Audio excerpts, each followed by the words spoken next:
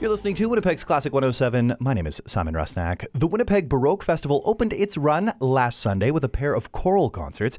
After a brief pause, the early music offerings are set to ramp up again with 7 concerts happening over the next 4 days, including one featuring a solo artist. Violinist Karl Stobbe performs 2 selections from Bach's Sonatas and Partitas, plus 2 contemporary Canadian composers and their responses to Bach's music. Joining me in the studio is Karl Stobbe. Welcome back to Classic 107, Karl. Hey, Simon. Nice to be here again. So delighted to welcome you back here. Less than a month after we were here on release day, your latest disc, Isaïe, right. J.S. Bach, Paganini Works for Solo Violin, which we've been enjoying spinning over the Classic 107 airwaves. Thank you. So let's talk more about your involvement with the Winnipeg Baroque Festival, because it seems to me like this is almost sort of like a natural extension of that project and that disc. Is that fair to say? Well, yeah, that disc is a part of a larger project, which is basically about all of the Bachs, and there are 3 sonatas and 3 partitas for solo violin. It's I don't know, I would think about 2 hours and 45 minutes worth of music, and I recorded them, and I'm going to be releasing them over the next couple of years. So, and the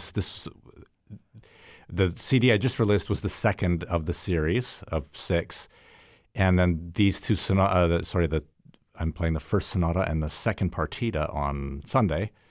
And those, I haven't actually released those yet, so. Oh, a little bit of a sneak peek to hear your interpretation. Now, you talked about when you were last in how Bach's music almost served as a sort of pandemic musical medicine and meditation. I mean, really playing through all of the unaccompanied sonatas and partitas. That turned into a recording in this broader project. Both of those things are very much solitary experiences by design. It's for solo instrument, but also by limitations of the time. Mm-hmm. I'm curious, does anything change once an audience is involved in the performance? Well, yeah, you get more nervous. I mean, you do, eh? Sure. I mean, when I play it at home, it's just for me, and I can screw up or whatever, redo something anytime I want to, and I mean, I suppose I now that I'm. Let me say, not inexperienced. I don't worry about those things so much anymore, but there's still an aspect of, there's a difference between rehearsal and performance. There's a difference between playing for yourself and playing for others. And I think that's right. I think it should be that way. You want to play your very best. I'm usually happy if I, play something near my best, but if I don't play my best at home, it doesn't seem to bother me as much as if I don't play my best in public.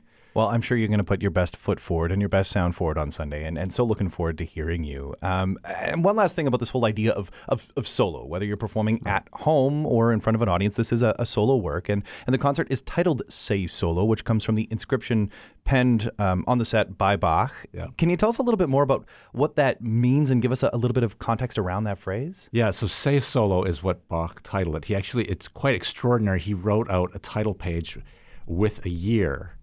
And the title page is beautifully scripted, and it's unusual. At least my understanding is it's unusual for Bach to have done this. Sei Solo, it means to be alone. To be alone being sort of the play on words, I guess. You're both alone as a player. And there is a theory that Bach also was writing this after, and it's not a proven theory because we don't know exactly when he wrote it down. But there's a theory that he wrote it down after his first wife died. And so that to be alone was both that he was alone and that the performer is alone. And there's a lot of loneliness, I suppose. Yeah, a lot of loneliness. And I mean, it is a very fascinating theory because, again, we can't quite pen when he penned this. Right. But I mean, that idea that he left, returned, and his wife Barbara suddenly had passed away, and he very much returned Sei Solo. He was all of a sudden alone. And now you, this goes without saying, have performed the Bach Sonatas and Partitas before. Yeah.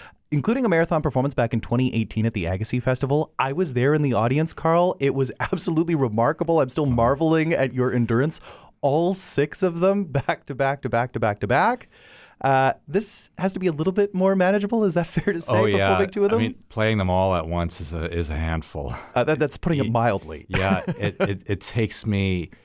Really, I thought about it for months beforehand, and at least a month before if you play them back to back, you have to kind of figure out how are you going to get that kind of endurance because it's a massive amount of notes and it's hard on the hands and it's hard on the brain.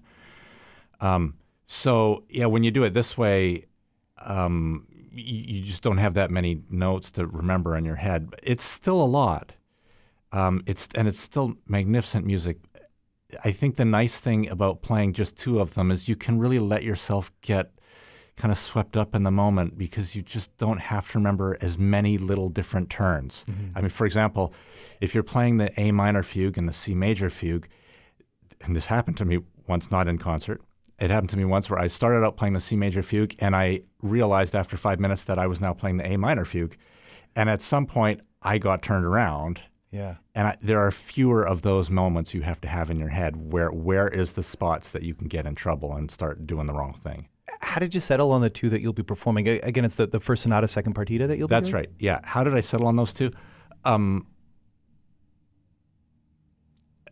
mean, first of all, they were in my fingers. Yeah. I didn't want to play the C major because it's been a little while and because it's really hard and I'm in the middle of a sort of a busy season.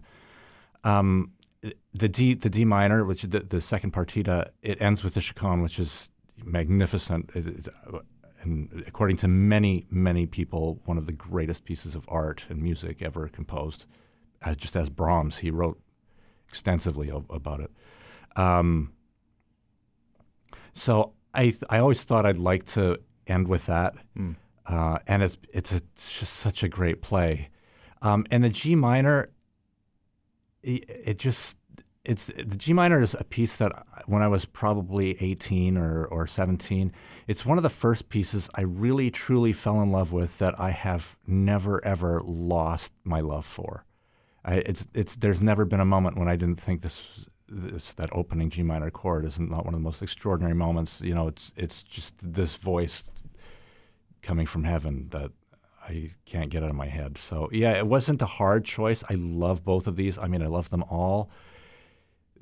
They were under my fingers a little bit, both of them, and I just think they're really compelling to listen to. I'm also excited for you to perform them. And it's a fascinating program because, again, this is the Winnipeg Baroque Festival, but it is not an exclusively Baroque festival. I know other groups are also programming contemporary composers. And in your case, you've paired with the Bach two Canadian contemporary composers and their responses to Bach's music. Can you tell us more about who you'll be playing and what these works are? Well, okay, so I'm going to play Sonatine Baroque by Murray Adaskin. Murray Adaskin was a wonderful violinist, probably one of the first great Canadian violinists. He was the teacher of my teacher, Andrew Dawes, who was the first violinist of the Orford String Quartet. And he wrote this piece for Andrew Dawes. And when I got to university and studied with Andrew Dawes, it was one of the first pieces he gave to me. So I learned it many, many years ago. And once I learned it, Andy, my teacher said, would you like to go and play this for Murray Adaskin? Which, of course, I was massively excited to do. And it's great, great honor. So he arranged for me to go to his house in Victoria, and I played it for him. And he gave me a signed part, and he wrote me an inscription. It was really nice. Do you still have it? I still have it. Yeah, nice. Yeah. Oh, yeah, I still have it. And I haven't played it for quite a while. I do teach it once in a while, and I just thought it was time to bring it out. And Sonatine Baroque, of course, it's Baroque. It is kind of written as a response to the Bach Baroque sonatas and partitas. So that's the Adaskin. The other one is a piece by Michael Osterley, world premiere. I've never played it before. He wrote it for me some time ago, and long story short, it sort of got turned aside for a little bit, but now I'm finally getting to play it, give it its premiere. Michael has always had a very deep connection, I think, to Baroque music. His style of writing is kind of this open, clean sounds. His beautiful use of consonance and dissonance, and his amazing use of structure. I think his use of structure in a piece is as good as anybody on the planet.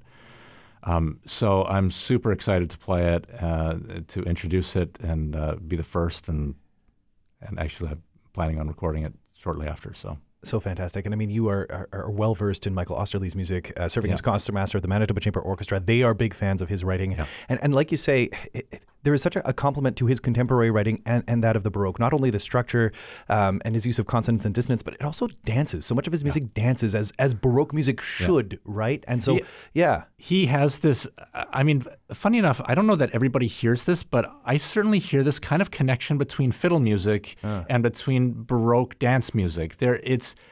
I guess Baroque dance music is sort of fiddle music, and he kind of plays on that, and he gets this very lighthearted, open sounds. I went to school with Michael, I don't want to say how many years ago, but a lot. And we've been friends for a long time, but I have always loved his music.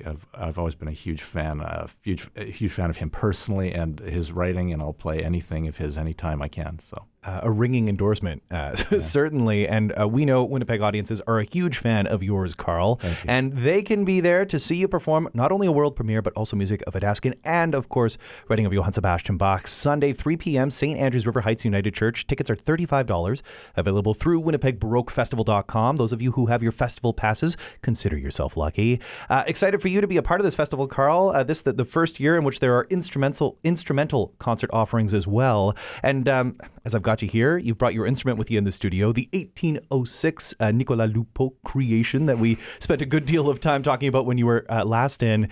You're going to perform on it for us. What are we going to hear? You're going to hear the fourth movement, the jig of the D minor partita. So this is one of the movements I'll be playing on Sunday. It's the jig before, it's the movement before the chaconne. It's a great little dance piece, and I think in lots of ways you'll also hear a sort of fiddly style. I mean, it's a jig.